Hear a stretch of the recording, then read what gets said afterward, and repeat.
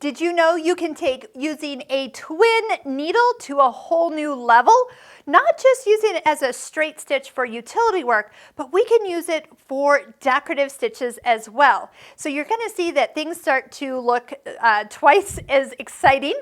And as we've been talking about our stitch book options, when you see what you're able to do with a twin needle with this Pfaff Ambition 630 sewing machine, you are going to realize that you could stitch this entire stitch book again with a different combination of threads and see what it looks like in a whole new light. So I want to show you how we're going to set up for a twin needle, how to get it all threaded, and some tricks along the way. First off, when you look at a twin needle package, they're numbered at the bottom. So like this one says 2.5, so that means that it's 2.5 millimeters between the needles.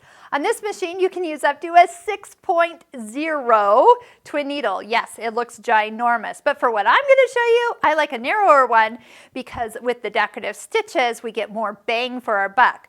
But twin needles are used often for like hems. If you've looked at ready-to-wear clothing where the hem has 2 lines of stitching, has the stretch to it, that can be simulated on a sewing machine with a twin needle. So you might like a 2.0 or a 4.0 for some of those straight stitches. But before we get started, let's go to the settings and tell the machine we are using a twin needle.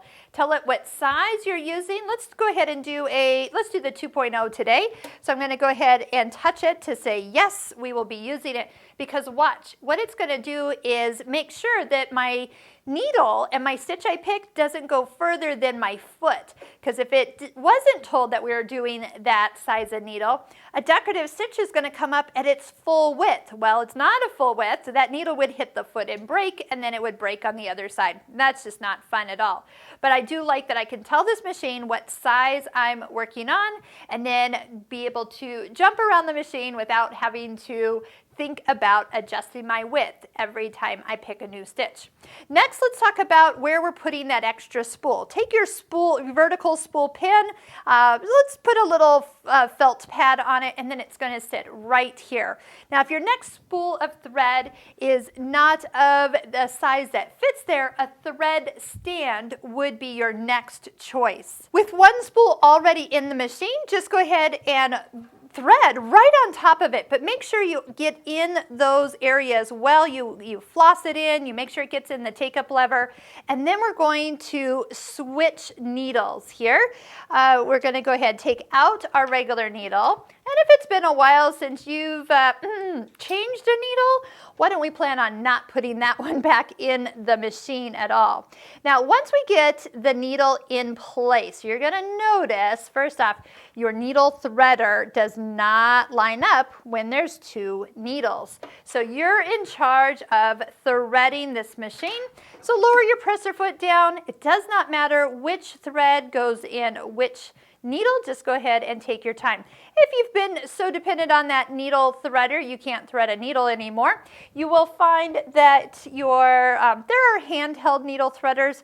Check with your local Pfaff retailer. They have got a great one. It usually comes with the sergers, and that's the one you want to ask for. They are awesome. Okay, let's see. Oh, today we're doing okay. So 2 threads in, 1 bobbin, and of course the first thing we're going to do is test. And we're going to start with a straight stitch. Usually I start sewing a little bit slower before I start venturing into some of the decorative stitches. You'll find that once you get going, you can pick any stitch and stitch with a twin needle, and you can use the thread snips button. You will find that it will cut no problem, and you've got your 2 rows of stitching. So let's start to get excited. Now, I will tell you, some of the utility stitches will look fabulous when you start to work with a twin needle. So I'm going to actually pick stitch number 20. It's like I'm going to pick stitch number 14. It's a gathering stitch, and I'm going to just let it stitch out. We can adjust the stitch width if we wanted to. We can adjust the stitch length if you want it a little bit more spread out. but the machine has already narrowed down the part so I don't have to worry about anything hitting. And I mean, when you start working with like variegated thread and the different colors, you get a whole new look of stitches no matter what you try. Let's try something with a little bit more decorative one. I'm going to just randomly pick, how about 164? And we'll see how that one stitches out. It's a little heavier stitch, but once you get going, you can definitely just have some fun. And like I said, you could stitch out all the stitches once again for your stitch book with some unique thread combinations. Oh, this is going to be great. Okay, so just to give you an idea. And then I showed you earlier this little guy here, so I'll explain where those fun stitches, oh, look at that. You will definitely find that those stitches are not what you expected, but I think they actually look cooler than what you thought they'd be. So have some fun with those. Okay, so what was this? This was our little fun tissue holder. We call it our Hawaiian shirt tissue holder. And I had done a little video where we showed you how to put this all together, but I had utilized the twin needle to kind of accent this stitch. This we did on a very, very simple machine. I think it actually had 6 stitches on it. And so I was using what I had to be creative. And I always love adding a twin needle because it expands some of the basics on some machines. So this little guy actually takes a total of 3 seams to sew it all together. 2 of them are in the collar, and that's 1 seam all the way around to stitch. And then you can have fun on the fronts, like just where a shirt would have some fun. Sew your button on, because of course you can do that with this machine. So we'll put links below this YouTube video where you can find the Hawaiian shirt tissue holder pattern.